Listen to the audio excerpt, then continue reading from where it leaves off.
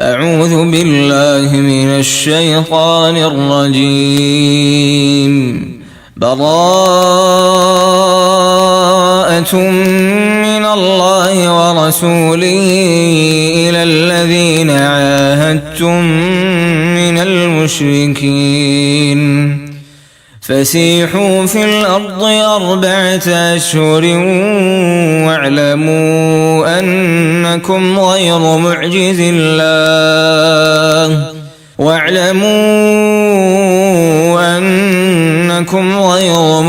الله وأن الله مخزي الكافرين.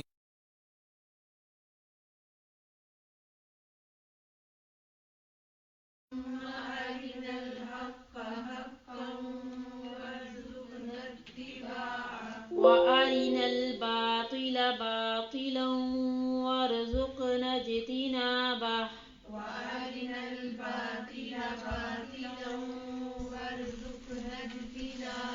وأرنا الباطل باطلا وارزقنا اجتنابه.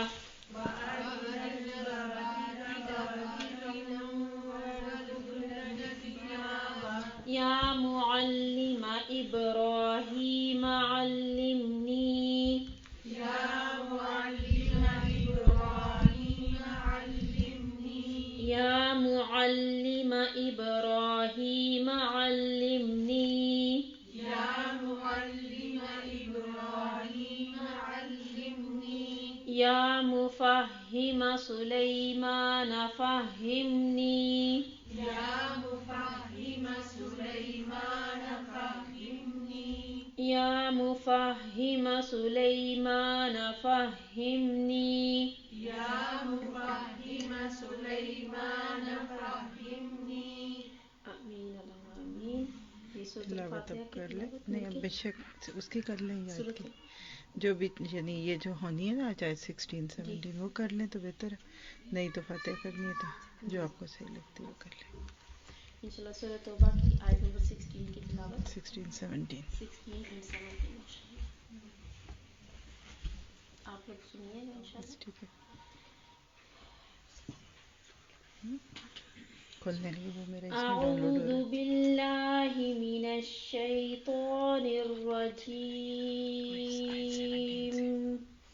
بسم اللہ الرحمن الرحیم. ام حسبتم ان تتركوا ولما يعلم الله الذين جاهدوا منكم ولما يعلم الله الذين جاهدوا منكم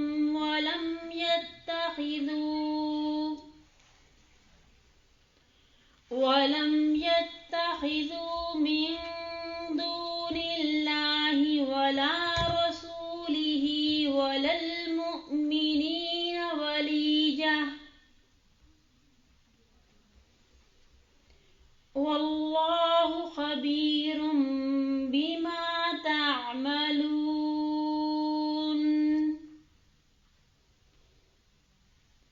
ما كان للمشركين أن يعمروا مساجد الله شاهدين على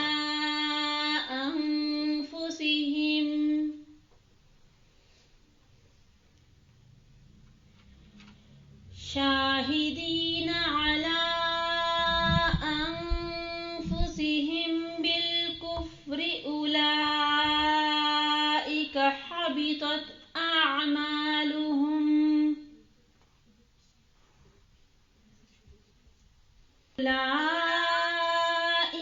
حبطت أعمالهم وفي النار هم خالدون. اللهم لا تجعلنا. إنما يعمر مساجد الله من آمن بالله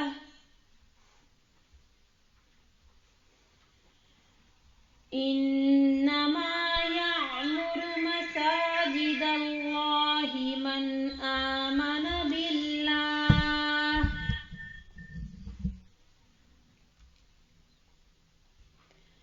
من آمن بالله واليوم الآخر وأقام الصلاة وآتى الزكاة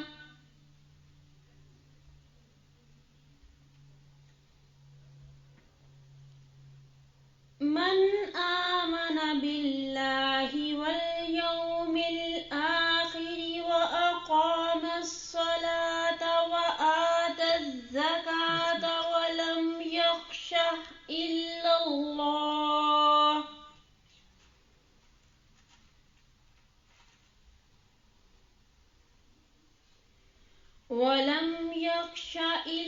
الله فعسى أولئك أن يكونوا من المهتدين.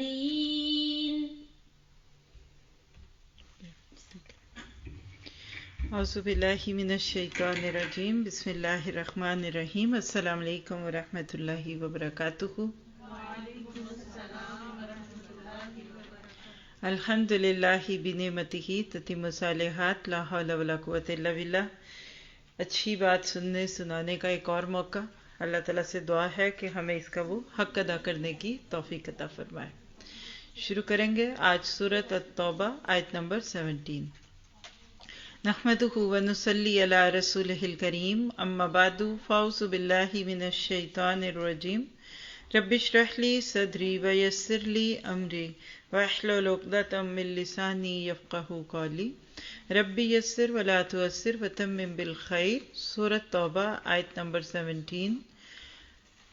ٹاپک لکھیں گے سب سے پہلے ہر آیت کی طرح، اور یہاں سے اب آپ کو ایک اور سب ٹاپک ملے گا، خوش فہمیوں کا ازالہ. بعض دفعہ لوگ کچھ ریچولز ادا کر کے، خاص طور پہ وہ ریچولز، وہ نیکیاں جو دوسروں کو بھی نظر آتی ہیں، خود کو نیک سمجھنے لگتا ہے، حتیٰ کہ اپنی فرض نمازیں بھی پیچھے ڈال دیں، دوسروں کے لیے دی بیسٹ لیول کی نیکی، اور اپنے لیے سب سے آخری چیز لوگوں کو فرائض کے ساتھ سنت اور نوافل کی بھی رغبت، اور خود فرض پہ بھی بمشکل پورے اترنا. اور وہ جو سائیڈ کی نیکیاں ہوتی ہیں، مثلا کسی کو فائدہ دینا، کسی کو پڑھانا، کسی کو سکھانا، یا کچھ اور ایسی چیزیں جن کی بہت زیادہ دھوم دھام ہوتی ہے، اور یہ کہا جاتا ہے کہ جس نے کسی ایک کو کوئی اچھی بات بتائی اس کو دوسرے کا بھی اجر ہے، جس نے کسی کو روزہ رکھوایا اس کو اس کے روزے کا بھی اجر ہے. وہ بندہ یہ سمجھنے لگ جاتا ہے کہ میں تو نیک ہی بڑا ہو گیا ہوں، میرے کہنے پہ 50 لوگ سن رہے ہیں، پھر 100 میں بدلیں گے، پھر 1000 بھی سنیں گے، پھر اتنے کلکس آئیں گے، ہزاروں لوگ ہو جائیں گے، تو پھر میں تو نہ بھی کروں تو خیر ہے. اتنے اکاؤنٹ جو کھول دیے نیکیوں کے. تو اللہ تعالیٰ نے ایسی خوش فہمیوں سے دور کیا. آیت 17، 18، 19 اور 20 ایک سلسلہ شروع ہو رہا ہے. اور خاص طور پہ ہم میں سے بہت سارے لوگ، یعنی جس میں میں سب سے پہلے تو اپنے آپ کو رکھوں گی، کہ جن کو عموماً لوگ کچھ نیکیوں کے نام سے جاننے لگ جاتے ہیں. کسی کو اس لیے جانتے ہوں گے کہ ان کے گھر میں درس ہوتا ہے، کسی کو اس لیے جانتے ہوں گے کہ وہ انصار اللہ ہیں، کسی کو اس لیے جانتے ہوں گے کہ وہ دعوت بڑی دیتی ہیں، کسی کو اس طرح بھی جانتے ہوں گے کہ وہ پڑھاتی بہت ہے، پڑھتے بہت ہے. کسی کو اس طرح بھی لوگ جاننے لگ جاتے ہیں کہ وہ ان کے پاس آتے ہی بہت ہے، وہ ہفتے میں ایک ہی بار پڑھاتی ہیں پر ان کے پاس لوگ ہی بڑے ہوتے ہیں. جب یہ لوگوں کی باتیں ہمارے اندر کوئی ہوا بھرنے لگے تو ہم سب کو ان آیات کو سن کے سمجھ لینا چاہیے جو آج شروع ہو رہی ہیں. تو آیت نمبر 17 ٹاپک کیا ہے؟ مساجد میں توحید کو عام کرو ورنہ سارے اعمال اکارت جائیں گے. دوسرے لفظوں میں کہہ لیجئے شرک کی موجودگی بڑی بڑی نیکیوں کو زائل کر دے گی. چلیے اسی شعور کے ساتھ لفظی ترجمہ دہراتے ہیں. اعوذ باللہ من الشیطان الرجیم. سب تیار نہیں تھے؟ پھر بولیے. ما کانا نہیں ہے للمشرکین مشرکوں کے لیے. مراد ہے کہ مشرکوں کا یہ کام نہیں ہے. کیا؟ ان کے یامرو وہ آباد کریں مساجد اللہ اللہ کی مسجدوں کو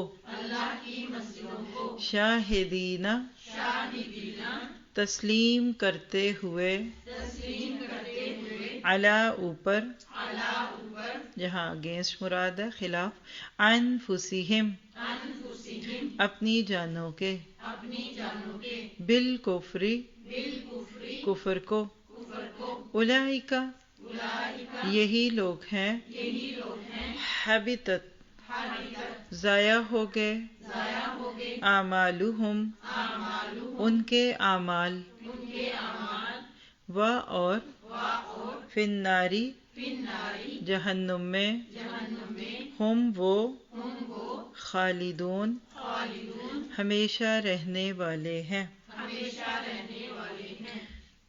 چلیے اب اس کا بامحاورہ ترجمہ سنتے ہیں. ما کان للمشرکین ان یعمروا مساجد اللہ، مشرکین اس کے اہل نہیں ہیں. دے ڈونٹ ڈیزرو، کون؟ شرک والے، وہ یہ ڈیزرو نہیں کرتے کیا؟ ان یعمروا مساجد اللہ، کہ وہ اللہ کی مسجدوں کو آباد کریں. شاہدین علی انفسہم بالکفر، اس حال میں کہ وہ اپنے بارے میں کافر ہونے کی گواہی دے رہے ہیں. اولئک حبطت اعمالہم، یہ وہ لوگ ہیں جن کے اعمال اکارت ہو گئے، حبط ہو گئے. وفی النار ہم خالدون، اور وہ دوزخ میں ہمیشہ رہنے والے ہیں. یہاں سے جو مضمون شروع ہو رہا ہے، اگر اس کو ایک فلو چارٹ کی روشنی میں ہم دیکھیں تو یہاں سے ٹاپک کیا شروع ہو رہا ہے؟ مساجد اہل ایمان ہی آباد کرتے ہیں.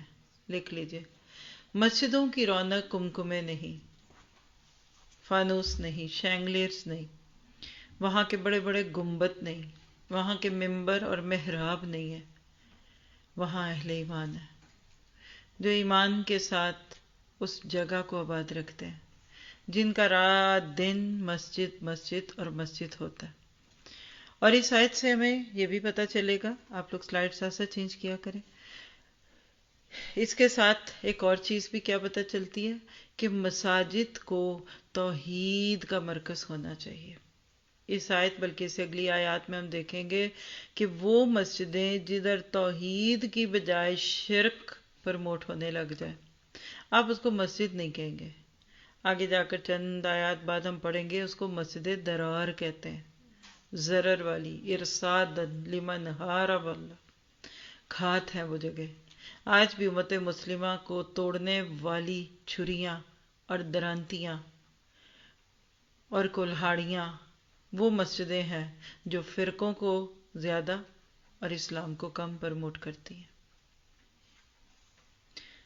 پھر اس میں ہم دیکھیں گے کہ مشرکین اس بات کے اہل نہیں کہ کعبہ کو آباد کریں، اسی لیے کئی صدیوں کی جو دراہٹ ان کے ہاتھ میں پکڑا دی گئی کہ چلو موج کرو، بھاگ جاؤ.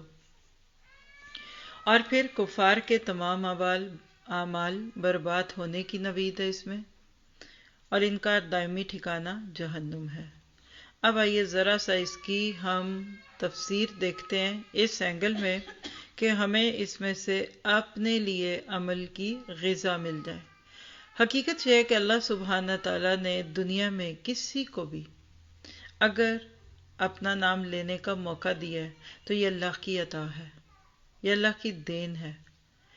اللہ تعالیٰ جن لوگوں کو چنتا ہے ان کو اپنے گھروں کی فکر لگا دیتا ہے، جس طرح لوگوں کو اپنے پرسنل گھروں کی فکر ہوتی ہے. یعنی آج کے اس دور فتن میں، بلکہ بھاگ دوڑ کے دور میں، اور ہر وقت ایک ہی غم پڑا ہوا ہے، حل میں مزید کچھ اور مل جائے. الہاکم التکاثر، کثرت کثرت کثرت.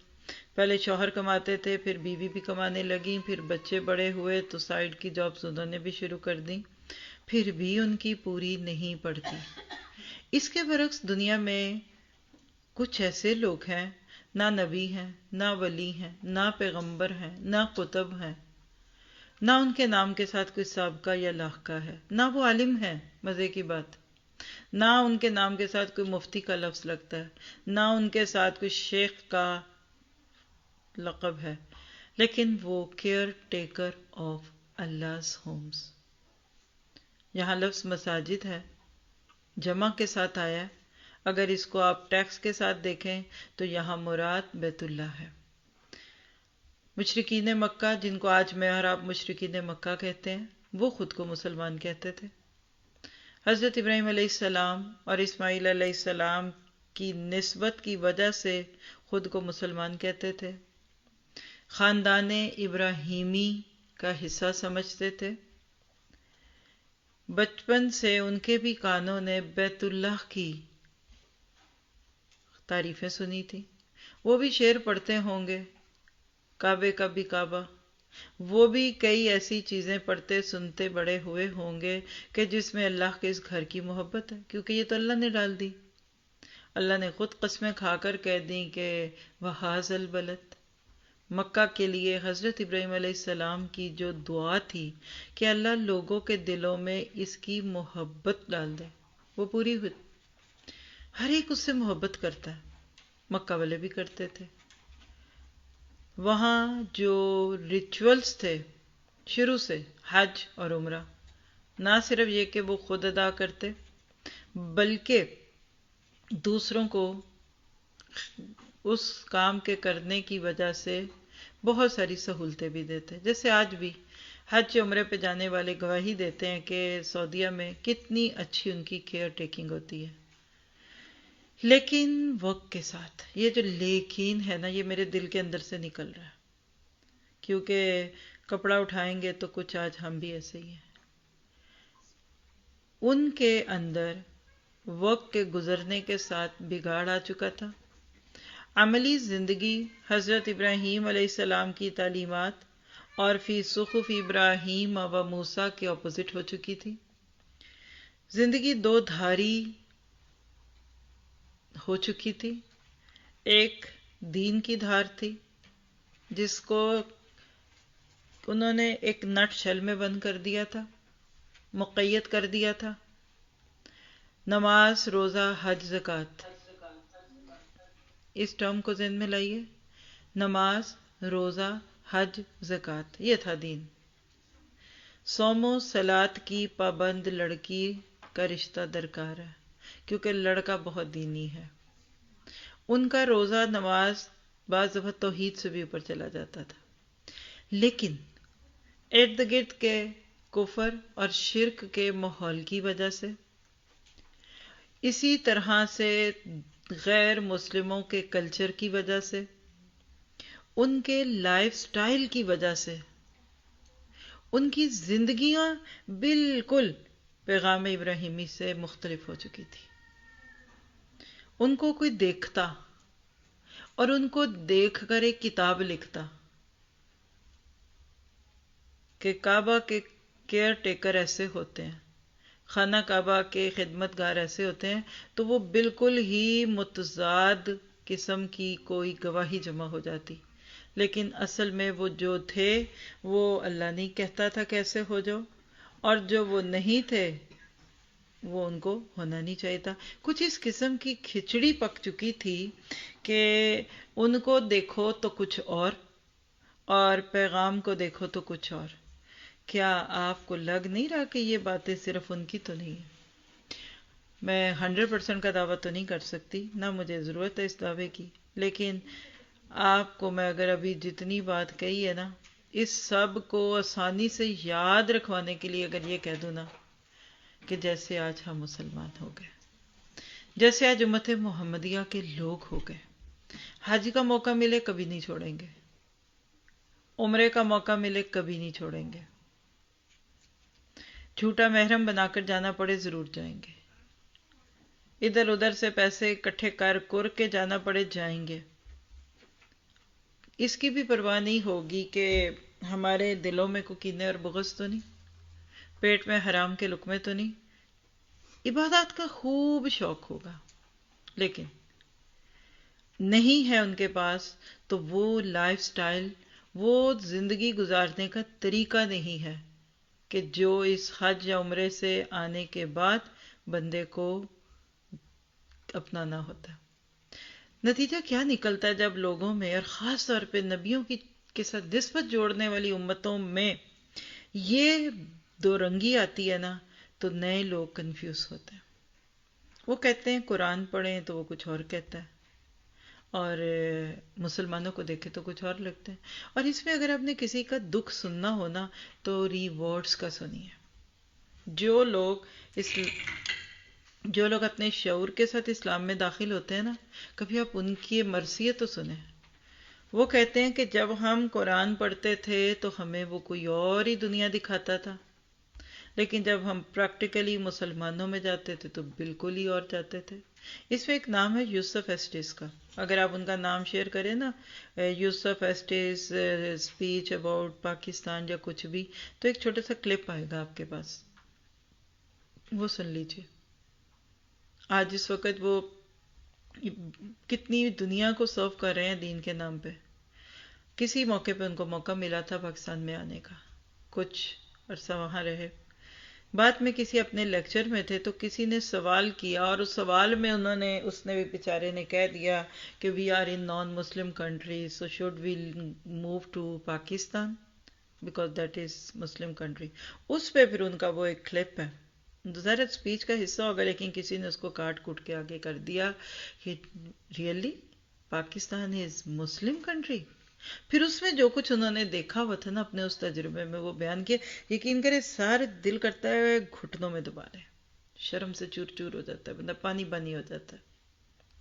پھر اس میں انہوں نے وہاں کی شادیوں کا، عورتوں کے پیٹ ننگے کا، عورتوں کے بالوں کے کھلنے کا، ان کے سطر کھلنے کا تذکرہ، اور وہاں مسلمانوں کی پاکستان کی سڑکوں اور آگے پیچھے گلیوں کناروں میں جو مزار اور جو درگاہیں ان کا ذکر کیا۔ تو اس نے کہا I don't think so Pakistan is Muslim country. Yes, you can say is Islamic country. لکھیے لفظ اسلامک بڑا آسان ہے، اسلامک پبلک آف پاکستان یا ریپبلکن پاکستان واٹ ایور، لیکن مسلمز کی سوسائٹی بنانا یہ بہت مشکل ہے۔ اور میرا خیال ہے کراچی سے لے کے لاہور، بلکہ اب تو جوہر آباد میں بھی میں نے سنا مسلم ٹاؤن ہے۔ مسلم ٹاؤن لاہور کا بھی آپ نے دیکھا ہوگا اور بڑے بڑے شہروں میں ہوتا ہے، لیکن ریئل میں مسلم ٹاؤن بہت تھوڑے۔ وجہ کیا ہے؟ کیونکہ یہ جو اس موضوع کو ہم آج ٹچ کر رہے ہیں نا، یہ آج ہم پہ بھی اترتا ہے۔ نماز پڑھو بیت اللہ کی طرف منہ کر کے، شادی کا قبلہ دہلی، بامبے، ان کی فلموں میں سے نکالو کلپس، ان کے گانوں کے مطابق کرو شادی، اور اکنامیکل قبلہ تمہارا نیو یارک ہے۔ آج کیا ریٹ آیا ہے امریکہ سے ڈالر کا ذرا چیک کرو۔ اور جن کا کچن کا قبلہ اٹلی ہے، اٹالین کچن ہے، اور اسی طرح چوچو کا مربع جب انسان بن جاتا ہے نا تو اس کی اپنی کوئی سے نہیں رہتی۔ معذرت کے ساتھ عربوں کا، جن کی یہاں باتیں اب آپ کو کہہ کر مجھے وہ کہتے ہیں نا کہ آئینہ دکھایا تو برا مان گئے، آج ہم سب کو اپنے دامن میں جھانکنے کی دعوت دی جا رہی ہے ان آیات کی روشنی میں۔ یہ اصل میں اللہ تعالیٰ کا غصہ بھی ہے، ڈانٹ بھی ہے، اور حکم بھی ہے۔ اور وہ کیا ہے؟ آیت سامنے رکھیں تو دیکھیے ذرا۔ جب آپ آیت کے اندر گھستے ہیں نا تو پھر آپ کو سمجھ آ جاتا ہے کہ ہم کچھ اور آیت کچھ اور۔ ماں کانا نہیں ہے، ماں حرف ہے نہیں ہے، کانا سے مراد یہاں کے لائق نہیں ہے، it doesn't suits you، یا they don't deserves it۔ آیت کھول دیجئے بس سامنے، that's it۔ آیت کے اندر ماں کانا میں اللہ نے ایک حکم دے دیا، اور وہ کیا ہے کہ یہ تمہیں سجتا ہی نہیں ہے۔ سیدھی سی بات ہے، اگر اس کو آج کی زبان میں کہوں نا تو تمہیں یہ لفظ سجتا ہی نہیں ہے کہ تم خود کو مسلمان کہتے ہو، کیونکہ مسلم تو وہ اونٹ ہوتا ہے جس کا مالک اس کو جہاں بٹھائے وہ بیٹھ جائے، جہاں کھڑا کرے وہ کھڑا ہو جائے، جو کھانے کو دے تو وہ کھا لے، اور کئی دن پانی نہ ملے تو وہ پیٹ کے ہی پانی کو استعمال کرتا رہے۔ مسلم کی تو اپنی کوئی مرضی نہیں ہوتی، وہ یہ تو نہیں کہہ سکتا ہاں سب تو ٹھیک ہے لیکن کیا کروں، دنیا، برادری، بچے، خاندان۔ دیکھیے اس وقت اگر آپ اور میں اپنے ان موجودہ حالات 2022 اور اس سے پیچھے اور آگے کے دور کو جمع کر لینا. آج سے 10-20 سال بعد جب کوئی کتابیں لکھی جائیں گی نا، یا آپ کہہ لیجئے کہ اگر قرآن کے بعد کوئی اور کتاب ہوتی، تو جو ہم اس ایک یہ پچھلی 2 صدیاں یعنی ان جنریشنز کے مسلمانوں کے قصے ہونے تھے نا، لوگوں نے بنی اسرائیل کے قصے بھول جانے تھے جو سورہ بقرہ میں.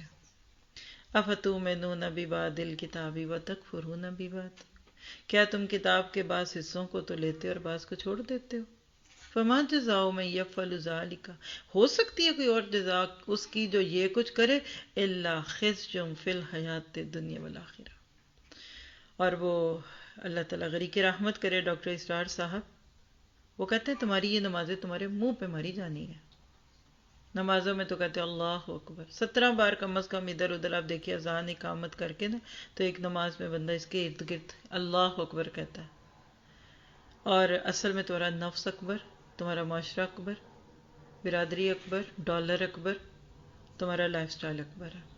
وہ کہتے ہیں اللہ کو ایسے لوگوں کے حرم میں جا کر کعبے کے غلاف کو پکڑ کر دعائیں مانگنے کی بھی کوئی پرواہ نہیں. اور حدیث ہے کہ ایک وقت ایسا آئے گا کہ جب لوگ حق بات کہنا چھوڑ دیں گے، یا امر بالمعروف چھوڑیں گے، یا جو اس کا حق ہے وہ چھوڑ دیں گے، نہیں ادا کریں گے، تو اللہ کو بالکل پرواہ نہیں ہوگی کہ وہ اللہ سے دعا کریں اور اللہ تعالیٰ ان کی دعاؤں کو قبول نہیں کرے گا. آج ہے ایسا؟ بندہ مومن اللہ کے اوپر نظریں لگائے اور پھر اللہ اس کی دعا نہ قبول کرے، یہ کم ہوتا ہے. اللہ چاہے تو کر سکتا ہے، اللہ نے انبیاء کی بھی نہیں سنی، کوئی اس کے اوپر کسی کا زبردستی نہیں ہے. لیکن ایک اصول ہے کہ جس کو آپ کہتے ہیں کہ من کان للہ کان اللہ لہ، جو اللہ کا ہو جاتا ہے پھر اللہ بھی اس کو آتا ہے. ہم کہتے ہیں نا ہمارا اللہ کے سوا کوئی نہیں، اچھا جملہ نا، اے اللہ تیرے سوا تو کوئی نہیں. تو معذرت کے ساتھ ہمارے سوا بھی اللہ کا کوئی نہیں. ہمارے کون؟ مسلم. کیونکہ لا الہ الا اللہ کا نعرہ اور دعویٰ صرف مسلمان کرتا ہے. لیکن جب دعوے کرنے والے اور بڑے بڑے ببانگے دوہل کہہ لیجئے لوگوں کے سامنے جا جا کر خود کو مسلمان کہنے والے لوگ عمل پڑھنے پہ پیچھے ہو جائیں، تو ان پہ زیادہ غصہ نہیں آتا جنہوں نے نعرے نہیں تھے لگائے، دعوے ہی نہیں کیے تھے، کیونکہ انہوں نے تو کیا ہی کچھ نہیں. ان پہ زیادہ غصہ آتا ہے جو کہتے تھے ہم تمہارے ساتھ ہیں، قدم بڑھاؤ ہم تمہارے ساتھ ہیں. بھئی تم کدھر گئے؟ نہیں وہ میرا بچہ بیمار ہو گیا تھا، نہیں وہ میرے یہ ہو گیا تھا، وہ میری یہ ہو گیا تھا. یعنی آج ہم مسلمان ہی تو زیادہ اللہ کا نام لیتے ہیں، اور کون لیتا ہے؟ لوگوں نے تو اللہ کو گاڈ کہہ کے پھر گاڈ کو گوش کر کے پھر آپ تو نکال ہی دیے. کافی لوگ تو فارغ ہو چکے ہیں لفظ اللہ سے. تو تمہیں بھی اسی کٹہرے میں کھڑا کر دیا جا رہا ہے اس وقت جس میں کل کے مشرکین تھے کہ ما کان للمشرکین. اور یہ جو لفظ ہے نا للمشرکین، اس پہ غور کیجیے. آج کے دور میں تو یہ بڑی اچھی طرح سمجھ آ گیا مجھے آپ کو، کیونکہ بچپن سے ہمارے کانوں نے سنا ہی لفظ مشرکین مکہ کا. لیکن ان کے سامنے جب یہ آیت اتری ہوگی، ظاہر ہے کہ دیکھیں نا سورۃ توبہ مدنی سورت ہے نا، تو یہ آیت نازل ہوئی نبی پر مدینہ میں. تو جب مدینہ میں یہ آیت نازل ہوئی تو کسی نہ کسی طرح مکہ والوں کے کانوں پہ بھی تو پہنچی. یعنی جہاں آیت اتر رہی تھی، جہاں آیت نازل ہو رہی تھی، جہاں آیت سیکھی سکھائی اور سمجھی سمجھائی جا رہی تھی، وہاں وہ فرسٹ ہینڈ نہیں بیٹھے ہوئے تھے. صاف ظاہر ہے کیونکہ وہ مکہ میں تھے، یہ مدینہ میں. لیکن یہاں کی باتیں وہاں پہنچتی تھیں. کسی نے جا کے کہہ دیا ہوگا کہ ادھر ابو جہل، یہ دیکھو ابو جہل تو فوت ہی ہو چکا تھا، اس سے پہلے بات کیا آتے ہیں، ابو سفیان ہیں یا جو اس وقت کفر پہ تھے، یا خالد بن ولید تھے، دیکھو تمہیں قرآن میں مشرکین کہا گیا. کہتے تھے. یہ میں آپ کو ریئیکشن شو کر رہی ہوں کہ یہ آیت کو جب ان تک پہنچایا جائے گا کہ تمہاری باتیں ہوئی تھی قرآن میں. دیکھو محمد کہہ رہے ہیں ما کان للمشرکین یعمروا مساجد اللہ، کیونکہ مسجدوں کو بات کری اس وقت وہی رہتے. ہاں تو انہوں نے کہا بس یہی تو ہمارا ان پر گلہ ہے، یہی تو ہمیں محمد کی دعوت پہ اعتراض ہے کہ یہ ہر بات ہمارے خلاف کرتے ہیں. ہم تو کوئی نہیں مشرک، ہم تو یہ ہیں، ہم تو وہ ہیں. یعنی اس قسم کی باتیں کر کے ان کو برا لگا ہوگا، کیونکہ وہ خود کو مسلمان کہتے تھے. Just like we say ourselves we are Muslim. سمجھ آ گئی بات؟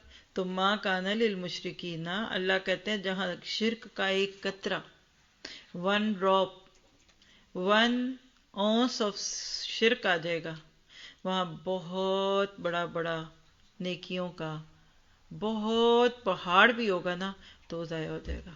لکھیے بہت بڑے گناہ کے چھوٹے سے حصے نے ان کی نیکیوں کے بڑے بڑے ڈھیر ضائع کر دیے. شرک وہ پوائزن ہے، ایک قطرہ تو کیا، قطرے کا بھی قطرہ اگر کھانے میں ڈل جائے کوئی نہیں کھائے گا. دیکھیں میں آپ کو 2 لفظ لکھانا چاہتی ہوں اگر شاید آپ کو سمجھ آ سکے کہ یہ شرک کیا چیز ہے. ایک ہوتا ہے ڈٹرجنٹ، جو داغ دھبا لگ گیا وہ ڈٹرجنٹ دور کر دے گا. آج کل کہتے ہیں نا سٹین ریموورز، چائے گر گئی، چوئنگم لگ گئی کارپیٹ پہ، کیا فلاں فلاں سپرے کرو، تھوڑی دیر بعد چھوڑ، صاف کرو، صاف ہوگا. اسلام میں سب سے بڑا ڈٹرجنٹ توبہ ہے، توبہ ہے. لیکن شرک جو کہ توبہ کے ڈٹرجنٹ سے بھی الحمدللہ صاف ہو جاتا ہے، شرط ایک ہے کہ انسان اپنی زندگی میں اس سے توبہ کر لے، اس کو اس کا احساس ہو جائے اور وہ اس سے توبہ کر لے. لیکن اگر شرک موجود ہے تو نیکیوں میں سب سے بڑی نیکی ہمارے پاس کیا ہوتی ہے؟ خانہ کعبہ جا کر اس کی خدمت کرنا، تو وہ بھی قبول نہیں ہوگی. یعنی توبہ کا اپوزٹ شرک لکھ لیں. کیا نہیں مشرکین کے لیے؟ ان یعمروا، یہ کہ وہ آباد کریں. وہ آباد کریں کس چیز کو آباد کریں؟ مساجد اللہ، مسجدوں کو اللہ کی. یہاں پہلی بات تو دیکھیے لفظ مساجد آیا ہے، جمع ہے. مفسرین سے سوال ہوتا ہے کہ یہاں کیا مراد ہے. ٹیکسٹ کے اعتبار سے 100% شور ہے یہاں مساجد اللہ سے مراد بیت اللہ ہے، کیونکہ بات ہی ان کی ہو رہی تھی. حاجیوں کو پانی پلانے والے تو سارے ادھر ہی تھے نا، جو اگلی آیت میں آ رہا ہے. تو پھر سوال لکھیے کہ پھر جمع کیوں ہے. اگلا سوال علماء کا کہ پھر مسجد کی بجائے مساجد کیوں آیا؟ یہ کیوں نہیں آیا کہیں یعمر بیت اللہ؟ بڑی بڑی بہت ہی بڑی بات ہے. دیکھیے جب ہم ایک ایک لفظ کے اندر گھستے ہیں نا تو ہمیں سمجھ آتا ہے کیا یہ آیت ایسے نہیں ہو سکتی تھی ما کان للمشرکین یعمروا بیت اللہ؟ ہم تو آج اس کو بیت اللہ ہی کہتے ہیں. چلیے ایک اور بھی اس کی ترکیب ممکن تھی، وہ دیکھ سن لیجئے. ما کان للمشرکین یعمروا مسجد الحرام، لیکن نہ وہ آیا نہ یہ آیا، اور بلکہ مسجد نہیں مساجد آیا. تو پہلی بات تو لکھیے کہ لفظ مساجد کیوں آیا ہے؟ جمع کا صیغہ اس لیے کیوں آیا ہے کہ بیت اللہ ہی ساری دنیا کی مسجدوں کا مرجع ہے. دنیا میں جب بھی جہاں پیرس میں، امریکہ میں، کینیڈا میں، نیو یارک میں، اٹلی میں، ترکی میں جہاں مسجد بنے گی پہلے کیا چیک کرتے ہیں؟ بیت اللہ کی طرح قبلہ ڈھونڈنے کے لیے. ایک بات ٹھیک ہے، پہلی بات اس کے مساجد ہونے کی آپ کو سمجھ آ گئی. دوسری بات اس میں آپ کو بہت ہی اچھی سمجھ آنی چاہیے، اور وہ کیا ہے کہ اگر مسجد حرام ہی صحیح نہ رہی، ادھر جو خرابی آ گئی تو وہ دنیا کی ہر مسجد میں آ جائے گی. ریپریزنٹیٹیوز ہوتے ہیں نا جو لوگ، وہ بہت ذمہ داری کے منصب پہ فائز ہوتے ہیں. ایک کو کوئی چکھے گا نا، ایک دانہ چکھا تو بری دیگ کو چکھ لیتے ہیں لوگ کہ چاول گلے ہیں کہ نہیں گلے. تو جن کو اللہ مقام اعلیٰ دے دیتا ہے نا، جن کے رتبے ہیں سوا، ان کی مشکلیں ہیں سوا. ٹھیک ہے، اس لیے مساجد ہے. اب اگلی بات کا جواب دیتی ہوں کہ لفظ یہاں مساجد کیوں آیا ہے، بیت اللہ کیوں نہیں آیا، یا مسجد حرام کیوں نہیں آیا؟ تو پھر آج میں آپ 2022 میں اس آیت کو کیوں پڑھتے؟ نہ آپ کی بات نہ میری بات. پھر تو یہ آیت بس ایک چھوٹے سے نٹ شیل میں ہو جاتی بیت اللہ کے ساتھی. زیادہ زیادہ سعودی عرب والے اس آیت سے فائدہ اٹھا لیتے. یہاں لفظ مساجد کہہ کر اللہ نے اس آیت کو قیامت تک کے لیے بننے والی ہر اس مسجد کے ساتھ جوڑ دیا جو اللہ کے نام پہ بنتی ہے. ٹھیک ہے، ایک بات. پھر اگلی بات دیکھیے کہ اگر آپ اس کو یہ کہتے ما کان للمشرکین یعمروا بیت اللہ، تو یہ کیا ترکیب ہوتی؟ اب یہ دیکھیے بلاغہ ہے. آپ ایک آیت کے ڈفرنٹ اینگل سمجھیں. اگر یہاں بیت اللہ آتا تو ذرا سا سمجھیے گا کیا. ابھی سمجھے نا، مسجد مفعل اسم ظرف مکان ہے نا، جگہ. مسجد ہمیں پتہ ہے مسجد کیا ہوتی ہے، اس کے اوپر ایک رولنگ ہوتی ہے، ایک اس کے اوپر مطلب کچھ پروہیبیٹیشنز ہوتی ہیں. لیکن اگر گرامر میں دیکھیں، سجدہ کرنے کی جگہ. مسجد مفعل کا وزن ہے. اللہ نے سجدہ کرنے کی جگہ کا یہاں لفظ لیا، بیت اللہ نہیں لیا. کیوں؟ میرا گھر ہے نا، تو میں اپنے گھر کو بات کروں گی کہ آپ کریں گے؟ ہمیں سے ہر ایک اپنے گھر کو بات کرتا ہے. اگر یہاں لفظ بیت اللہ آتا تو ذرا سینس سمجھیے نا. یہ کچھ ایسی سینس تھی کہ میرے گھر کو آپ آباد کر دیں، آپ کے گھر کو کوئی دوسرا آباد کر دے. کوئی کر سکتا؟ نہیں کر سکتا. ان لوگوں نے کیا ظلم کمایا. اب ذرا سا سمجھیے گا. وہ گھر جس کو ابراہیم اور اسماعیل علیہ السلام نے انہی بنیادوں پہ اٹھایا، وَيَرْفَعُ إِبْرَاهِيمَ الْقَوَاعِدَ مِنَ الْبَيْتِ، جو شروع سے تھی. مکہ میں رہنے والے لوگ اس لیے خانہ کعبہ سے بڑی انسیت محسوس کرتے تھے کیونکہ اس کے بانی کعبہ ان کی خاندان کے تھے، ابراہیم اور اسماعیل. اسحاق کا تو تعلق ہی نہیں. نہ چاہتے ہوئے بھی وہ خود کو حضرت اسماعیل اور ابراہیم کے قریب سمجھتے تھے. تو جو کعبہ اس وقت ان کو اپنے سامنے دکھ رہا تھا وہ ان کے باپ دادا یعنی ابراہیم اور اسماعیل کے ہاتھوں کا بنا ہوا تھا. بات سمجھ رہے؟ یعنی ان کو یہ گھر جن باپ بیٹے کی کوششوں کی وجہ سے ملا اور انہوں نے ادھر جا کر اللہ کا پیغام عام کرنے کی دعا کی تھی. اور وہ ساری آیت دعائیں یاد کیجیے جو پہلے پارے کے اینڈ پہ ہم پڑھتے ہیں. ربنا تقبل منا، ربنا وجعلنا مسلمین لک، رب آرنا مناسکنا وتب علینا، پھر ربنا وبعث فیہم رسولا منہم. وہ ساری دعائیں جو ابراہیم اسماعیل کی ہیں نا، ان کی طرف آئیے کہ ظلم تم نے یہ کیا کہ جو گھر بنانے والوں نے محنتیں کی، جو انہوں نے اس کے اندر خون پسینہ ایک کیا، تم نے اسی گھر کو بتوں کا مندر بنا دیا. وہ کہتے ہیں نا بھیڑوں کا بھٹ بنا دیا، چوروں کا بھٹ بنا دیا. 360 بت، کوئی ایک نہیں دو نہیں. دیکھیے ایک تنکا پڑا ہو اس فرش پہ مسجد کے قالین پہ، اور یہ انداز ہے کہ جو پن پوائنٹ سب سے خوبصورت نقطہ یا اہم نقطہ اس کو اٹھا کر شروع میں رکھا جاتا ہے. بالکل یہی بات ہمارے کلمے میں بھی ہے. لا الہ الا اللہ. لفظ لا کی تلوار سے سارے طاغوتوں کا سر قلم کرو گے، پھر تمہیں الا اللہ سمجھ آئے گا. ہمیں بالکل نہیں سمجھ آتا شرک کیا ہے، پھر کیا ہے. بیچارے نائس ہیں، کچھ کہتے تھوڑی ہیں ہمیں. Mind your business, don't talk about religion, it's personal matter, یہ پرائیویٹ مسئلہ ہے، اس پہ نہ بات کرو. ٹھیک ہے، لا اکراہ فی الدین. لیکن ایک مثال سے سمجھیے. آپ کے گھر میں ایک ماسی ہے، کام کرتی، بڑی حسین ہے، سگڑ بھی ہے. وہ اتنا کام کرتی ہے آپ کے گھر میں کہ آپ کو کہتی ہے باجی آپ بیٹھے رہو میں کرتی ہوں. اب اس کی افادیت کو دیکھ کر، اس کی خوبیوں کو دیکھ کر، اس کے حسن کو دیکھ کر آپ کے ہسبینڈ کا دل ریجھ جاتا ہے اس پہ، یا آپ کے بیٹے کا دل اس کی بیٹی پہ ریجھ جاتا ہے جو بڑی حسین جمیل ماں کی طرح اچھی ہے. ہسبینڈ کہتے ہیں بیگم کتنا کام کرتی ہے نا یہ، تو کیوں نہ اس کو پکی ہی کام والی رکھ لے. ویسے تو آئے گی نہ آئے گی، چلی گئی نہ گئی، تو میں اس سے شادی کر لیتا ہوں. یہاں بیٹھے ہوئے مسجد میں بیٹھے ہوئے دل پہ ہاتھ رکھ کے بتائیں کہ آپ اس فیصلے سے خوش ہوں گے. چلو شکر ہے اب یہ سنڈے کو چھٹی نہیں کرے گی، شکر ہے اب یہ نہیں کرے گی. کیا آپ اپنے اس گھر جس کی آپ مالکہ ہیں اس کے اندر ایک شراکت پسند کریں گے؟ ہسبینڈ کا تقاضا کیا ہوگا؟ بیگم بس وہ جو گیسٹ روم ہے نا وہ ہم اس کو دے دیتے ہیں، تو وہ اس کا کمرہ ہوگا، ایک آپ کا ہوگا، میں اس کے ساتھ بھی عدل سے رہوں گا، آپ سے بھی رہوں گا. میں کہتی ہوں آپ ایک ٹانگ پہ کھڑے ہو کے برتن دھو لیں، آپ اس کو کہیں گے نکل جاؤ ادھر سے.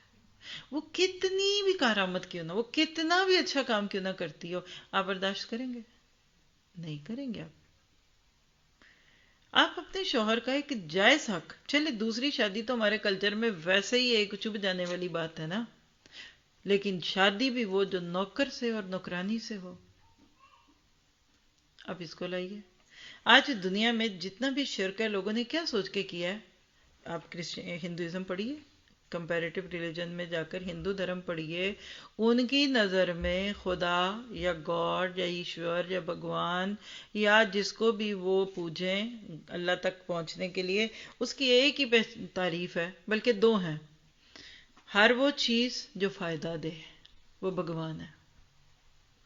یہ عام فینومینن ہے، اسی لیے آپ دیکھیے کہ وہ فائدہ دینے والی چیزوں کو پوچھتے ہیں۔ مثلاً اور تو چھوڑیے 4 کروڑ کے قریب، اس سے کم و بیش ان کے خدا ہیں، اس میں پرائیویٹ پارٹ بھی ہے شرم کا۔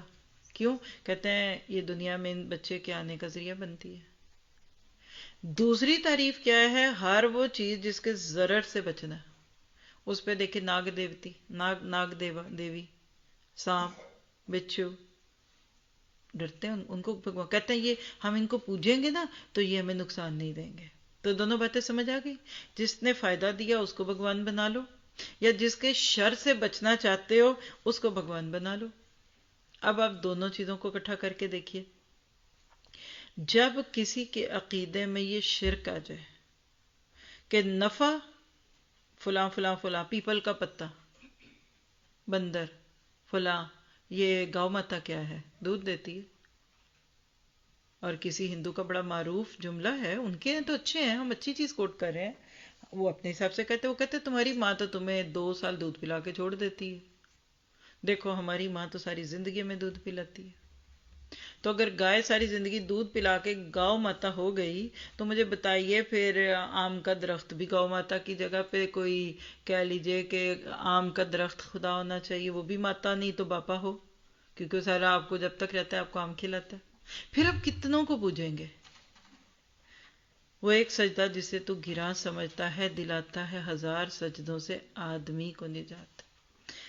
تو وہ اصل جو مقصد تھا نا وہ پیچھے چلا گیا، اس لیے اللہ کو غصہ آ رہا ادھر کہ جس توحید کے نام پہ یہ گھر بنا، لبیک اللہم لبیک لا شریک لک لبیک، ابراہیم نے بھی پڑھا، ہم بھی پڑھتے ہیں، وہ بھی پڑھتے تھے، لیکن بیچ میں خود بخود ایک جملہ کر دیتے تھے شاہدین علی انفسہم بالکفر، اور وہ کیا تھا کہ اللہ تیرا کوئی شریک نہیں، تیرا کوئی بھی نہیں، ہاں مگر جس کو تو خود مالک بنا لے اپنی شراکت میں وہ تیرا شریک ہے۔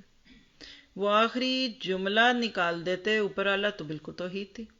کیا آج ہم مسلمانوں کے اوپر ایسی باتیں نہیں ہیں؟ تو یہاں جو بات ہے ما کان للمشرکین یعمروا مساجد اللہ شاہدین علی انفسہم، اپنے نفسوں پہ تم خود گواہی دیتے ہو، انداز کیا خوبصورت ہے بالکفری، کفر کا۔ کیا یہ کیا بات ہے؟ دیکھیے مسلمان خود کو مسلمان کہے گا تو اس کی گواہی ہے خود پہ مسلمان ہونے کی۔ آپ پوچھیں گے جیو سے تم کون ہو؟ وہ کہے گا میں جیو، تو اس نے اپنے شاہدین علی انفسہم بالکفر خود ہی اس نے کہا نا، یعنی جب بھی یہ اپنے بارے میں کوئی بات کہیں گے تو یہ اسی طرح کی بات کریں گے کہ میں جیو ہوں، میں کرسچین ہوں، میں مسلمان ہوں، میں فلاں ہوں، یعنی یہ لوگ اپنا ہی دین بتائیں گے، کسی دوسرے کا دین تھوڑی بتائیں گے۔ بالکل اسی طرح سے اس آیت میں یہ بات سمجھنے کی ہے کہ جب لوگ خود بخود اپنے آپ کو کسی ایسی چیز میں پیش کر لیں کہ جو وہ اپنے خلاف، کسی دوسرے کی گواہی کی تو ضرورت ہی نہیں رہے گی، تو پھر آپ سمجھ لیجئے کہ وہ لوگ اپنے ہی خلاف ہیں۔ یعنی اس کو ایسے کہہ لیجئے کہ وہ کون سا خود کو مسلمان کہتے ہیں، وہ تو خود کہتے ہیں ہم بت پوجتے ہیں، فلاں پوجنا، وہ پوجا، دولت پوجا، مال پوجا، ڈالر پوجا، کتنی پوجا ہے، تو رب کو بھی پوج لیں گے بیچ میں۔ تو شرک کی موجودگی میں بڑے سے بڑے غلط نیکیاں ضائع ہو جاتی ہیں۔ اولئک حبطت اعمالہم، حبط اعمال، یہ پیچھے بھی بات ہوئی ہے بہت دفعہ، اور 26واں پارہ اکثر دورہ قرآن میں اسی تھیم پہ آتا ہے، سورۃ محمد۔ دیکھیں عربی زبان میں کسی چیز کے ضائع ہونے کے لیے بہت سارے لفظوں میں 2 لے لیں، باطل، لا تبطلوا اعمالکم، اور ایک حبطہ۔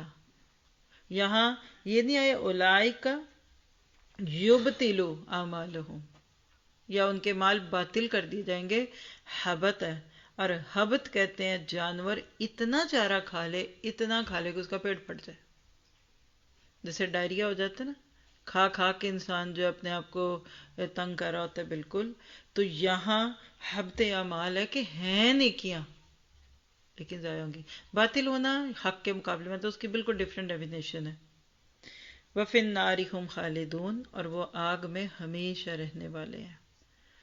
کیا پتہ چلا اس آیت کے اندر سے؟ اگر ابھی تک کی جو بات ہے اس کو اگر ہم سمجھیں تو اللہ سبحانہ تعالیٰ نے برملا اعلان کر دیا کہ شرک کی موجودگی میں تم سے باقی نیکیاں قبول نہیں کی جائیں گی. کیوں نہیں کی جائیں گی؟ اس لیے کہ جو کام توحید کے ساتھ ہو سکتا تھا وہ تم نے شرک کے ساتھ کیا. دیکھیے دعوت کس چیز کی آپ نے دینی ہے. آج ہم مسلمان کہتے ہیں فلاں کے کام نہیں دیکھے کتنے اچھے کام ہیں، فلاں دیکھا کتنا اچھا بولتے ہیں، فلاں دیکھا کتنا اچھا لکھتے ہیں، وہ فلاں کے 1,00,000 سبسکرائبر ہیں. تو دیکھیے میرے پاس نوٹوں کی دتیاں لگی ہوں، آپ مجھے کہتے ہیں کہ کتنے نوٹ ہیں اس میں کہتی ہوں 1,00,000. ٹھیک ہے، اب لکھیے لفظ 1,00,000. آپ کہتے ہیں کہ نوٹ کتنے ہیں؟ 1,00,000. کیا 1,00,000 کا مطلب سارے نوٹ ایک جیسے ہیں؟ میرے پاس 1,00,000 یورو رکھے ہوں، میرے پاس 1,00,000 کرون رکھے ہوں، یا میرے پاس پاکستانی 1,00,000 ہو، فرق ہے کوئی؟ ضرب دیتے جائیں، 10-10 کی اور 100-100 کی ضرب ہے. 1,00,000 روپیہ کیا ہوا؟ آپ کے شاید مجھے نہیں پتا 500 شاید. ہاں 1,00,000. چلیے 1,00,000 کرون 22-23 ہزار روپے پاکستان، 22-23 ہزار نہیں 22-23 لاکھ. لیکن اگر آپ کا 1,00,000 یورو ہو تو وہ پاکستان کے کروڑوں بنتے ہیں، 2-2.5 کروڑ بنتے ہیں نا. یہ فرق ہے. کاغذ ایک ہی ہے، گنتی میں مت جائیے. آج ہم گنتی دیکھتے ہیں کتنے لوگ کیسے. دیکھیے ٹیچر ہے، پرائمری کا ٹیچر ہے، پریپ کا ٹیچر ہے، اور مڈل کلاس کو پڑھانے والا ٹیچر ہے، اور کالج کلاس کو ایک بڑے لیول پہ پڑھانے والا ٹیچر ہے. سارے برابر ہوں گے؟ زمین آسمان کا فرق ہوگا. آپ سے کوئی پوچھے آپ کو پرائمری کے ٹیچر سے پڑھنا ہے یا آپ کو کسی کالج کے پروفیسر سے پڑھنا ہے، کس سے پڑھیں گے آپ؟ پرائمری سے. مجھے کوئی پوچھے آپ کو پرائمری کی ٹیچر بننا ہے یا آپ کو پروفیسر بننا ہے تو مجھے کیا کہنا چاہیے؟ یعنی ان ساری چیزوں کو اگر ہم جمع کریں نا تو ساری بات کا خلاصہ کیا نکلتا ہے. ان آیتوں کو ابھی تک سمجھنے میں کہ جب سورۃ توبہ کے شروع میں اعلان برات ہوا، جن سے معاہدے کیے ہوئے تھے ان کے معاہدے پورے کر کے دوبارہ رینیو نہیں کیے گئے. اب چونکہ آپ تو میرے ساتھ نہیں بیٹھے ہوتے نا ہر کلاس میں، لیکن کچھ لوگ آن لائن سے ساتھ ساتھ سنتے ہیں تو ان کو یہ ساری باتیں ایک قسم کا نٹ شیل میں لگے گا کہ معاہدے ٹوٹنا جو 9 ہجری میں توڑے گئے تھے اس میں بھی اللہ تعالیٰ نے مختلف لوگوں سے مختلف معاملے کیے. 4 ماہ کی مہلت بھی دے دی، حتیٰ یسمع کلام اللہ کا بھی ایک آپشن دے دیا. لیکن کچھ لوگ ہر معاشرے میں رہتے ہیں پیس میکر، ان کو برا لگا. یہ کیسا دین ہے، تعلق توڑ رہا ہے، خاندانوں سے رشتے توڑ رہا ہے، صلہ رحمی ہو رہی ہے. لو جی خاندان کو ناراض نہیں کرنا. آج آپ ذرا اپنے خاندان کو اسلام پہ چل کے دکھائیے، سب سے پہلے آپ کو بھی یہی تانا ملنا ہے. یہ کیا ہے؟ تو اللہ تعالیٰ اب یہاں یہ باتیں بتا رہے ہیں کہ دیکھو تمہیں کوئی زیادہ درد ہے ان کا، کوئی تمہیں ان سے زیادہ محبت ہے. مجھے نہیں پتا کہ کون کس چیز کا ڈیزرو کرتا ہے. دیکھیے وہی بات ابھی جو میں نے ماسی والی سمجھانے کی کوشش کی، وہ ماسی کتنی بھی ضروری کیوں نہ ہو آپ کے لیے، پھر آپ اسے خدمت بھی نہیں لیں گے کیونکہ شک بڑھ جائے گا کوئی گڑبڑ ہے، یہ ڈورے نہ ڈالے. وہ بیچاری نہ بھی ڈالے، آپ کے میاں صاحب خود ہی اس پہ ریجھ گئے، لٹو ہو گئے، تو آپ اسی کہیں گے اس کو دفع ضرر کرو، نکالو اس کو، میں خود ہی کر لوں گی، میں رات 2 بجے تک کھڑی رہوں گی کچن میں، یہ کر لوں گی وہ کر لوں گی. لیکن نہیں. اور لوگ نہیں سوچتے کہ 13 سال مکہ کے برداشت کیا، بت تو تب بھی تھے، 360 بت تو نبی کے مکی دور میں رکھے رہے، کبھی آج تک ہاتھ لگایا. پھر مدینہ ہجرت کی، مدینہ کی ہجرت سے لے کے حدیبیہ تک کے 5-6 سال ہے، کچھ نہیں کیا. حدیبیہ کے سفر میں سے واپس پلٹا دیے گئے کہ چلو ابھی نہیں کرنا اگلے سال آنا. 7 ہجری کو مسلمان گئے، کوئی بھی نہیں تھا مکہ میں، سب مکہ کے پہاڑوں میں گھس گئے تھے. خوف اللہ نے اتنا ان کے اوپر طاری کر دیا کہ پتہ نہیں یہ کیا کر دیں گے، کوئی بم تو نہیں چھپا کے لے آئے. 3 دن تک اللہ کے نبی اور آپ کے ساتھی مکہ میں رہے، کسی کے ایک بت کو ہاتھ نہیں لگایا آپ نے.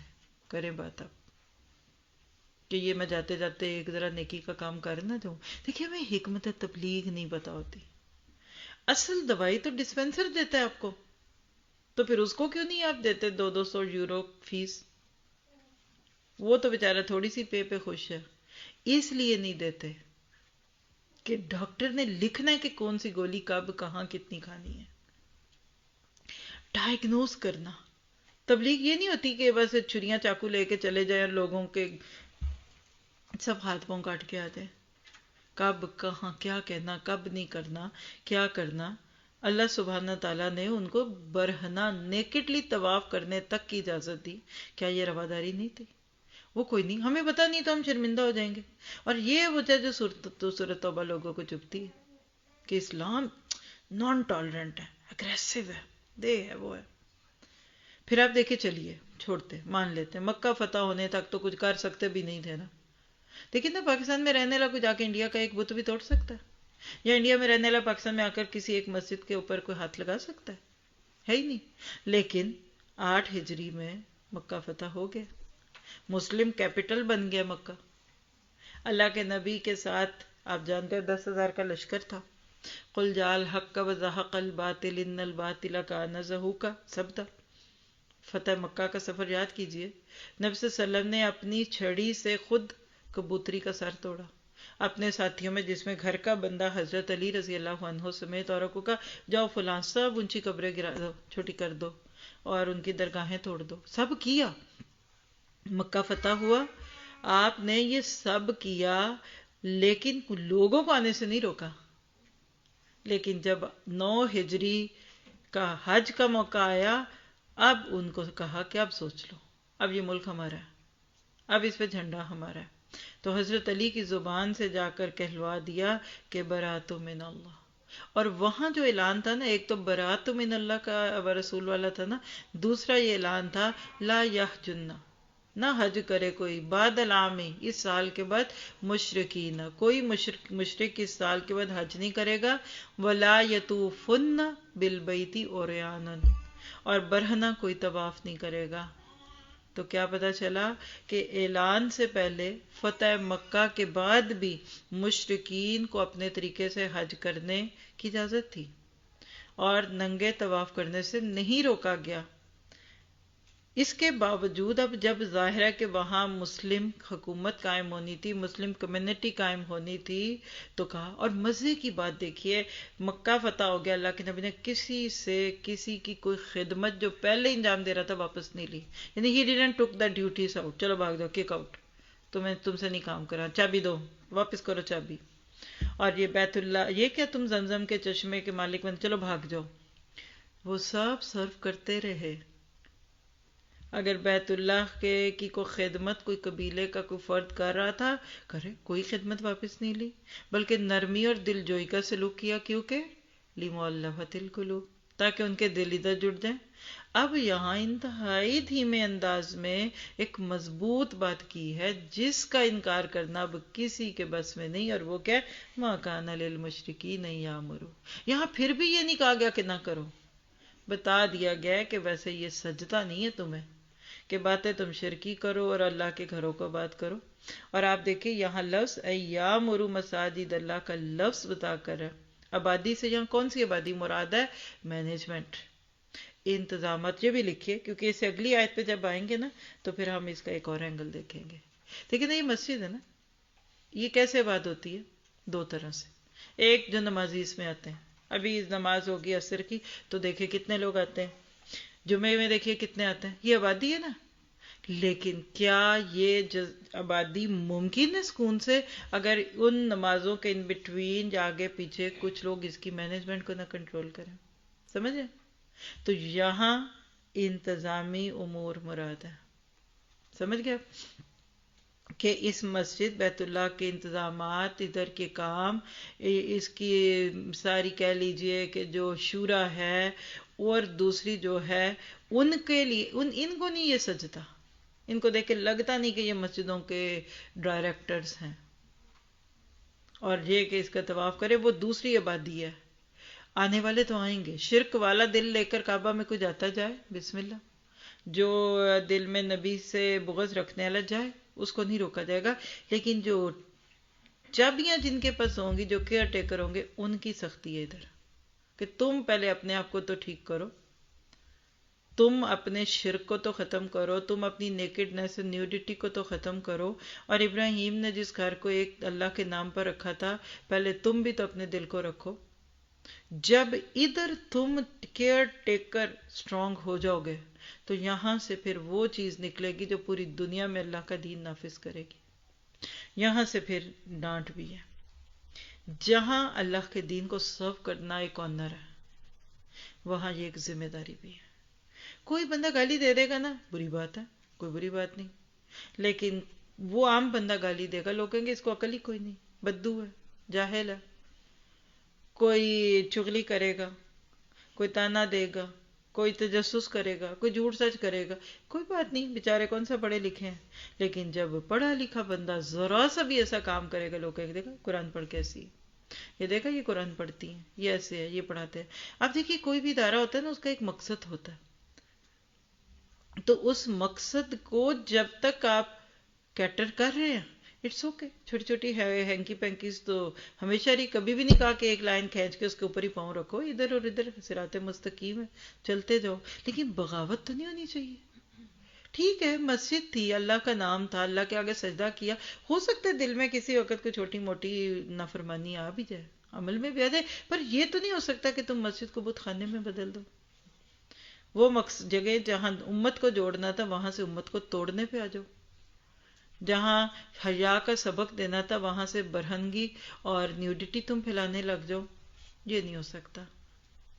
یہ چیز اللہ تعالیٰ نے بتا دی ہے کہ تم اپنے اوپر کرو گے تو پھر تمہیں اپنی فکر کرنی چاہیے.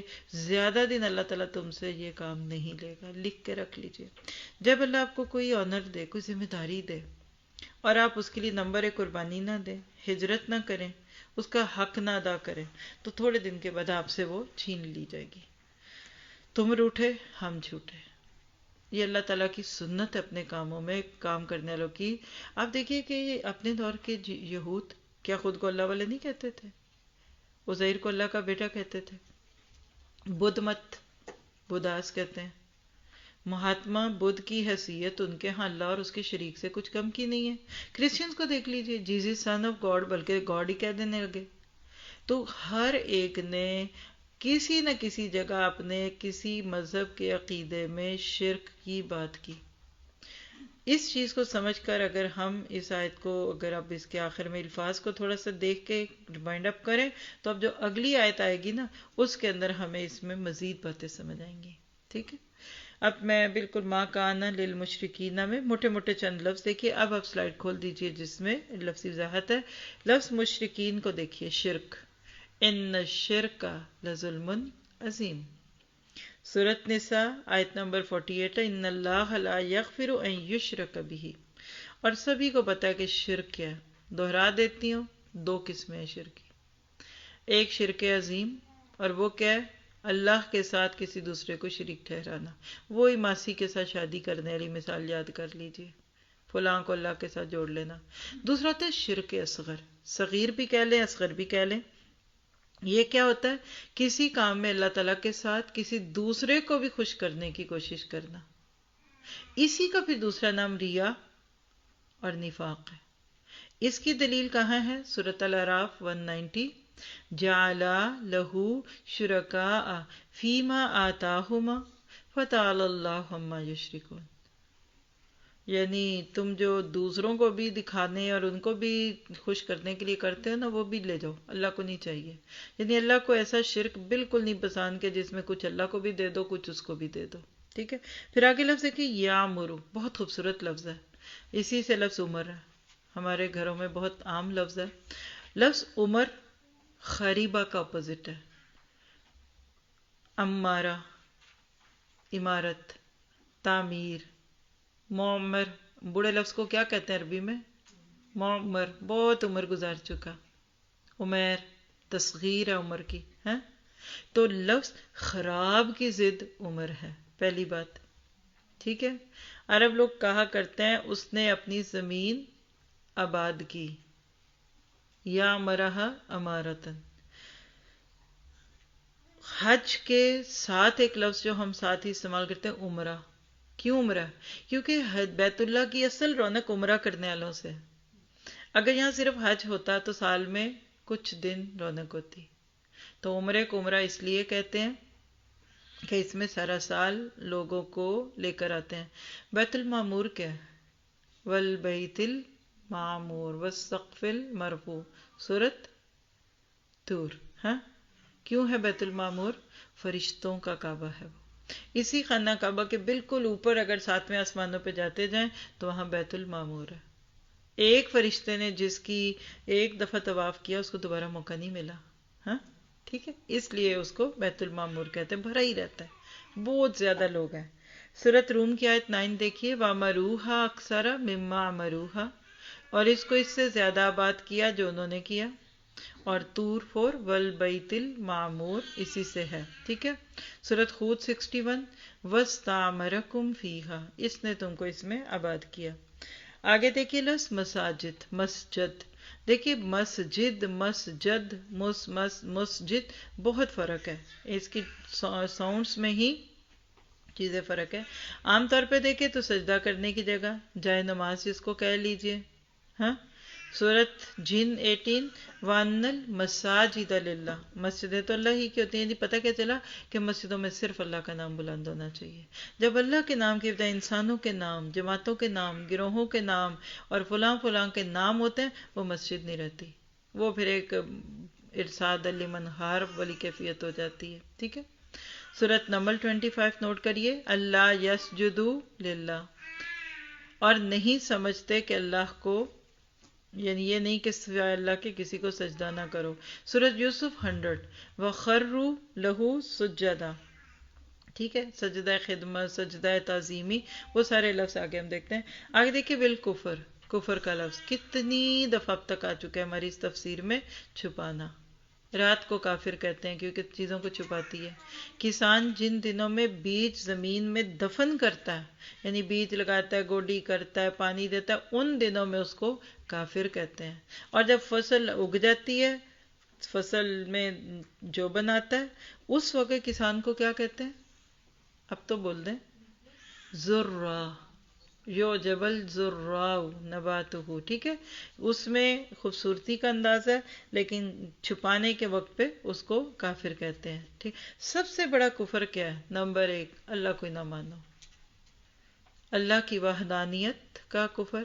دوسرا شریعت حقہ کا کفر، اسلام کو کوئی صحیح شریعت نہیں مانتے، ایسے ہی ہے بس، بات نہیں ہے. اور تیسرا نبوتوں میں سے کسی نبوت کا کفر. اللہ، رسول اور شریعت کے انکار کو کفر کہتے ہیں. ٹھیک ہے. پھر آہستہ آہستہ یہ کفر، کفور، کفارہ، ناشکری کے معنوں میں آ گیا. سورہ بنی اسرائیل 99 شیطان کے لیے کیا آیا تھا؟ ابلیس کے لیے، فَأَبَى الظَّالِمُونَ إِلَّا کفورا، یعنی ظالموں نے تو انکار کرنے کے سوائے اسے قبول ہی نہ کیا. آگے لفظ دیکھیے حبت، حبتا سے، حبتا، حبتا، حبت اعمال. اردو میں بول سنتے ہیں نا یہ لفظ. 3 صورتیں لکھی ہے، بہت اہم بات ہے، اس کے اوپر غور کریں گے انشاءاللہ.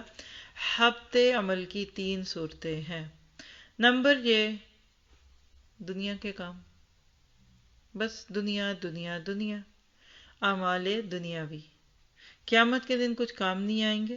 اس پہ دلیل دیتے ہوئے سورۃ فرقان کی آیت 23 نوٹ کیجئے، وَقَدِمْنَا إِلَىٰ مَا عَمِلُوا مِنْ عَمَلٍ فَجَعَلْنَاهُ هَبَاءً مَنْثُورًا. اور جو انہوں نے عمل کیے ہوں گے ہم ان کی طرف متوجہ ہوں گے تو ان کو اڑتی ہوئی خاک بنا دیں گے، یعنی ان کے عمل ضائع ہو جائیں گے، بالکل بیکار ہو جائیں گے. ہم بات کر رہے تھے کہ کس طریقے سے دنیا کے اعمال ضائع ہوں گے. دوسرا کیا کہ اعمال تو آخرت کے ہی تھے لیکن رضا اللہ کی مقصود نہیں تھی. یہ ہے دوسری حبت عمل. قیامت کے دن ایسے بندے کو لایا جائے گا اور اس سے پوچھا جائے گا کہ تو کس قسم کے عمل کرتا رہا ہے؟ وہ جواب دے گا اللہ تعالیٰ میں قرآن پڑھتا تھا اور یہ تھا وہ. تو اللہ تعالیٰ کہیں گے تو اس لیے پڑھتا تھا کہ لوگ تجھے قاری کہیں، اور وہ تو کہہ دیا گیا، اور حکم ہوگا کہ تم اس کو دوزخ میں لے جاؤ. تیسری صورت لکھی حبت اعمال کی جو بڑی خطرناک ہے، انتہائی خوفناک، اور آج امت مسلمہ میں سے اکثریت اس کا شکار ہے. ادھوری کوششیں، ادھورے کام. اعمال صالح کیے ہوں گے لیکن اسی کے بالمقابل گناہ اس سے زیادہ کیے ہوں گے. وہ کہتے ہیں نا کہ نکلتی ہیں دعائیں ان کے منہ سے ٹھمریاں بن کر. زمزم کا بھی شوق ہے اور شراب کے بھی گھونٹ برے نہیں لگتے. چوں چوں کا مربع، نہ یہ چھٹتا ہے نہ وہ چھٹتا ہے. چسکے عمرہ بھی ضرور کرنا ہے اور بھی کچھ کرنا ہے. نیکی کا بھی نہیں کام چھوڑیں گے تو گناہ بھی نہیں چھوٹے. اور خاص طور پہ خوشیوں کے نام پہ گناہ تو لازم و ملزوم. اب تو ایسے ہی ہوتا ہے، اب تو سب کرتے ہیں، اس کے بغیر تو ہو نہیں سکتا. یعنی زبان زد عام اگر آپ اس کو کہہ لیں کہ آج ہم بڑے شوق سے محنت مزدوری کرا کے محنتوں کی کمائیاں کر کے 2-2 لاکھ روپے کی ٹکٹ لگا کر جاتے ہیں اپنے کسی پیارے کی شادی میں، تو دوسرے لفظوں میں گناہ کمانے جاتے ہیں. کوئی جھوٹ ہے تو کھڑا ہو کے گریبان تھام لے. پھر جائیں گے تو پھر کہ وہ بہن ہے نا، بہن کی خوشی، پھر وہ بہن کا بچہ نہیں مان رہا، وہ سسرال والے نہیں مان رہے. لڑکے والے کہتے ہیں نہیں لڑکی والے نہیں مانتے، تو لڑکی والے کہتے لڑکے والے نہیں مانتے. ماں باپ کہتے بچہ نہیں مان رہا، بچے کہتے ماں باپ کی خوشی ہے.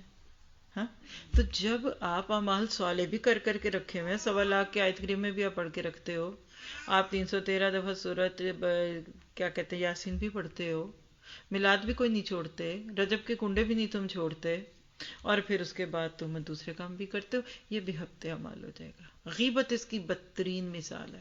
الغیبت اشد من الزنا.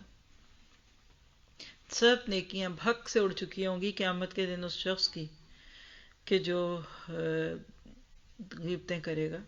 آپ کو 2 دن پہلے ادھر ہی سنائی تھا نا واقعہ کہ ایک شخص رات کو تہجد میں اٹھنے کی توفیق ملی تو باقی لوگوں کو دیکھ کے دل میں آ گیا یہ تو سارے سوئے مرے ہیں، میں تہجد پڑھا ہوں. تو باپ پاس ہے، اس نے کہا اللہ کرتا ایسا ہوتا کہ تو ان کی جگہ سویا ہوتا تو غیبت تو نہ کرتا. تو ہم تو دوسروں کو ٹکنے نہیں دیتے اپنی نیکیوں کی وجہ سے. یہ بھی ہفتے اعمال ہوگی. جانور اتنا کھانا کھا لے کہ اس کا پیٹ پھر جائے اور پھر پھٹ جائے، اس کو ہفت کہتے ہیں. حدیث ہے، بہت ہی خوبصورت سی روایت ہے کہ جب ربیع کا گھاس اگتا ہے نا، نیا گھاس ہوتا ہے تو اکثر جانور پھر کھائی جاتے ہیں. جیسے ہم میں سے کسی کو اپنی من پسند چیز مل جائے اور کبھی کبھاری ملے، یا پہلی بار ملے یا لگے آخری بار ملی ہے، تو کھا کے پٹھے ہو جانا، اس کو ہفت کہتے ہیں. ایک شخص تھا، اس کا نام تھا حارث. کیوں؟ اس لیے کہ وہ بھی بہت کھانے کی وجہ سے مر گیا تھا. تو بہرحال آگے دیکھ لیجئے، نور شعلہ. افرأیتم النار التی تورون، سورۃ واقعہ 71، اور پھر آخری لفظ خالدون، خلد. کسی چیز کے فساد کے عرضے سے پاک ہونا، اس کو خلد کہتے ہیں.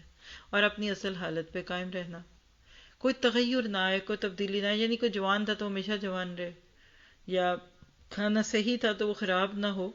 اس کی 1-2 آیتیں نوٹ کریں. سورۃ شورى 129، لعلکم تخلدون، تاکہ تم ہمیشہ رہو گے. اور بقرہ 82، اولئک اصحاب الجنۃ ھم فیہا خالدون. اور اکثر جنت کے ساتھ بھی آتا ہے اور کچھ کنڈیشنز کے ساتھ جہنم کے لیے بھی آتا ہے. یہ ہمارا ایمان ہے کہ جو ایک دفعہ جنت میں چلا گیا وہ خلد کے درجے پہ. ہاں، جو جہنم میں ڈال دیا گیا تو پھر اللہ جب چاہے گا تو اس کو جہنم سے نکال کر پھر جنت دے دے گا. اللہ تعالی ہم سب کو رسوائی سے بچائے. اس کے بعد مترادفات. اب یہاں آپ دیکھیے ذرا لفظ یعمرو کے مترادفات دیکھیں گے آج.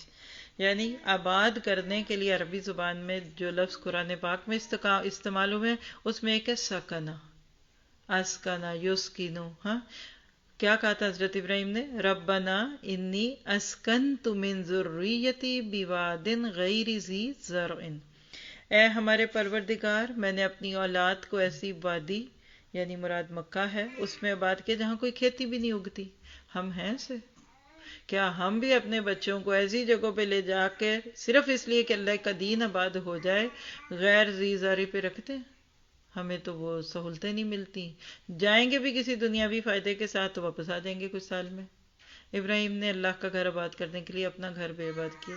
آج کتنوں کے پاؤں کی روڑیاں اور ان کی رکاوٹیں گھر نہیں ہے، اور جب اللہ موقع دے بھی دے کبھی کہ آپ اللہ کے لیے اپنے پاؤں جو جمے ہوئے تھے اس کو اکھاڑ دو، یہ آسان کام نہیں ہوتا انسان کے لیے، صرف اللہ آسان کرے تو ہو جاتا ہے، اور اللہ ہمارے لیے اس کو آسان کر دے۔ پھر دوسرا لفظ ہے کہ بوا، وَلَقَدْ بَوَّأْنَا بَنِي إِسْرَائِيلَ مُبَوَّئَ صِدْقٍ، یہ بھی قوم ابراہیم حضرت بنی اسرائیل کے لیے اشارہ ہے کہ ہم نے ان کو جگہ دی، یعنی جگہ پکڑنا، ٹھکانا۔ تیسرا لفظ امرا ہے ہمارے سامنے جو ہے، انما یامر مساجد اللہ، اور اسی طرح کان و شد منہ قوتا و آثار الارض و امروہا۔ پھر چوتھا لفظ دیکھیے آوا، آوا یووی سے سورۃ کہف میں آپ پڑھتے ہیں، اذا والفتیۃ الی الکہف، اور اسی طرح انصار اور مہاجرین کے ذکر میں کیا آتا ہے، والذین آووا ونصروا اولئک بعضهم اولیاء بعض۔ ٹھیک ہے، چاروں کا فرق نوٹ کیجیے۔ سکن کب آتا ہے؟ کسی دوسرے مقام پر آباد ہونا، یعنی آپ یہاں سے سکونت اٹھائیں اور جا کے سویڈن میں آباد ہو جائیں، اس کو سکنا کہتے ہیں۔ ٹھیک ہے، بوا کہتے ہیں مناسب ماحول میں آباد کرنے کے لیے۔ اللہ اکبر، اس میں بھی معنی کا ایک خزانہ ہے۔ عمرہ کہتے ہیں زمین آباد کرنے، مکان تعمیر کرنے اور آباد کرنے کو اور رونق بڑھانے کو۔ آوا کہتے ہیں کسی کو اپنے ہاں بطور پناہ رہائش دینا، یعنی اس میں اپنا گھر نہیں ہوتا لیکن کوئی آپ کو پناہ دیتا ہے۔